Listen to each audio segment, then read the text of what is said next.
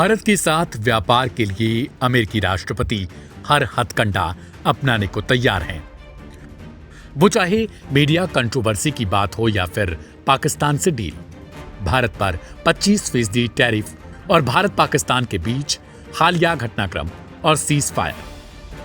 भारतीय संसद से लेकर आधिकारिक बयान तक ये साफ कर चुके हैं कि ट्रंप की कोई भूमिका नहीं थी। लेकिन बात अब रूस तक जा चुकी है। सवाल खड़े हो रहे हैं, क्या भारत ने रूस से तेल आयात पर ताला लगा दिया? कुछ घंटों के लिए वैश्विक मंचों पर इसकी चर्चा तेज हुई। इसके पीछे की वजह थी सूत्रों के हवाले से लिखी गई रॉयटर्स की रिपोर्ट।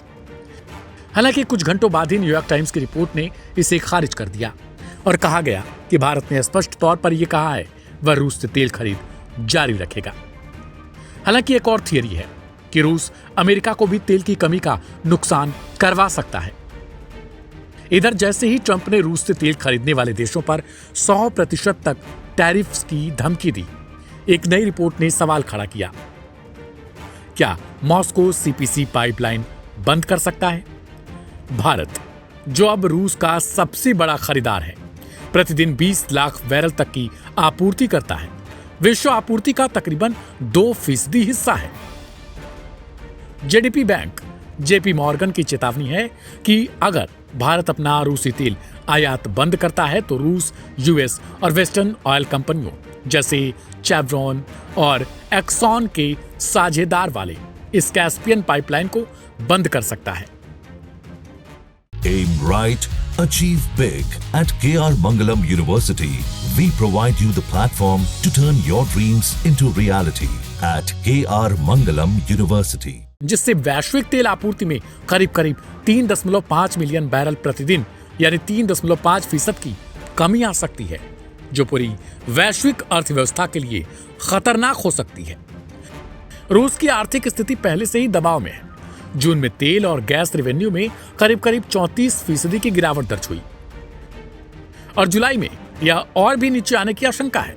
उधर भारत के ऊर्जा मंत्री ने स्पष्ट किया है, देश अपनी ऊर्जा नीति में खुद मुख्तार रहेगा, लेकिन तेल निर्यात का यह लीवर मॉस्को के पास सत्ता की रणनीति बन चुका है। दूसरी ओर रिपोर्ट्स का कहना है कि रूस 0.8 मिलियन बैरल प्रतिदिन तेल को मलेशिया, पाकिस्तान आदि देशों की ओर मोड़ सकता है, लेकिन इससे भी उसका पूरा नुकसान नहीं भरा पाएगा। अगर सीपीसी पाइपलाइन बंद होती है तो यह 3.5 मिलियन बैरल प्रतिदिन की वैश्विक आपूर्ति बाधित करेगी, जिससे ब्रेंट क्रूड की कीमत $80 प्रति बैरल से ऊपर चली जाएगी। इससे वैश्विक अर्थव्यवस्था और इंडिया दोनों को भारी झटका लग सकता है। तेल संकट के बीच ट्रंप शासन कह रहा है अमेरिका के पास तेल के भंडार है, लेकिन ओपेक की सीमित उत्पादन क्षमता के चलते यह पुरानी सुस्ती से भारी संकट पैदा कर सकती है। अब भारत के सामने यह चुनौती है, वह क्या संतुलन बिठाता है, अपनी ऊर्जा सुरक्षित हाथ रखे या वैश्विक बाजार में हलचल की दृष्टि से जोखिम उठाए। हालांकि जो रिपोर्ट्स आई हैं उनके मुताबिक गवर्नमेंट ऑफ इंडिया साफ तौर पर यह कह चुकी है कि वह किसी के दबाव में नहीं है, अपनी नीति खुद बनाई जाएगी और वह रूस से तेल आयात बंद नहीं करेगा।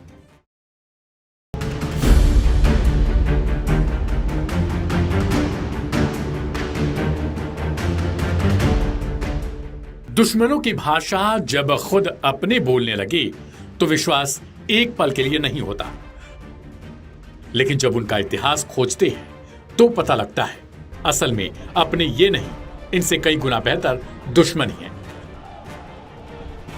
तुर्की ने हमास को ऐसा झटका दे दिया जिसके बाद तुर्की पसंद लोग भी सोचने पर मजबूर हो जाएंगे। हमास जो गाजा की रक्षा के लिए लगातार लड़ने का दावा करता रहा और अपनी आखिरी सांस तक गाजा को इसराइल के आगे परोसने से मना कर चुका है, अपने हजारों लड़ाकों को गंवाने के बावजूद भी घुटने नहीं टेके। उसे लेकर तुर्की ने कुछ ऐसा कर दिया जिसके बाद तुर्की की मंशा पर भी सवालिया निशान खड़े हो गए। तुर्की जो सालों से हमास का खुला समर्थन करता रहा, अब उसी संगठन से दूरी बना रहा है। राष्ट्रपति रेचेप तैयब अर्दोगान ने, जिन्होंने हमास को भूमिपुत्र और प्रतिरोध का प्रतीक बताया था, अब उनके संगठन से हथियार डालने और गाजा से हटने की मांग कर रहा है। यह बदलाव अचानक नहीं बल्कि न्यूयॉर्क में हुए एक बड़े संयुक्त राष्ट्र सम्मेलन के बाद आया। जहां सऊदी अरब की अगुवाई में 16 अरब देशों ने 2 राष्ट्र सिद्धांत के समर्थन में एक प्रस्ताव पर हस्ताक्षर किए। इस प्रस्ताव का मकसद फिलिस्तीन को एक स्वतंत्र देश के रूप में मान्यता दिलाना है, लेकिन शर्त यह है हमास जैसी सैन्य ताकतों को नए फिलिस्तीन की सत्ता से बाहर रखा जाए।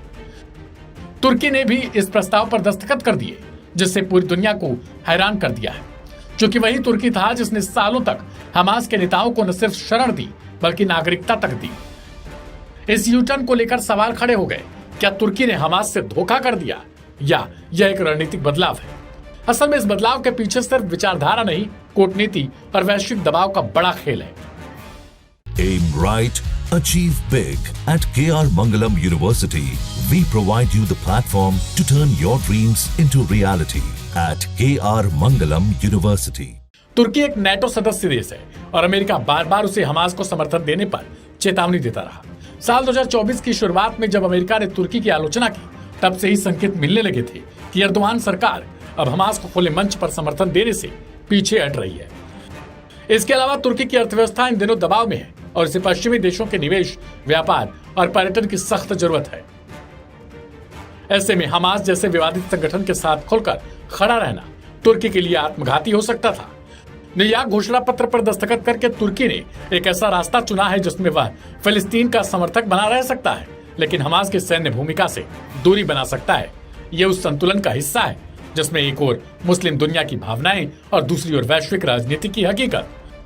हालांकि तुर्की का यह रुख नया नहीं, यह सालों से 2 राष्ट्र सिद्धांत का समर्थक रहा, लेकिन अब पहली बार उसने सार्वजनिक तौर पर हमास को सत्ता से बाहर करने की बात को समर्थन दे दिया।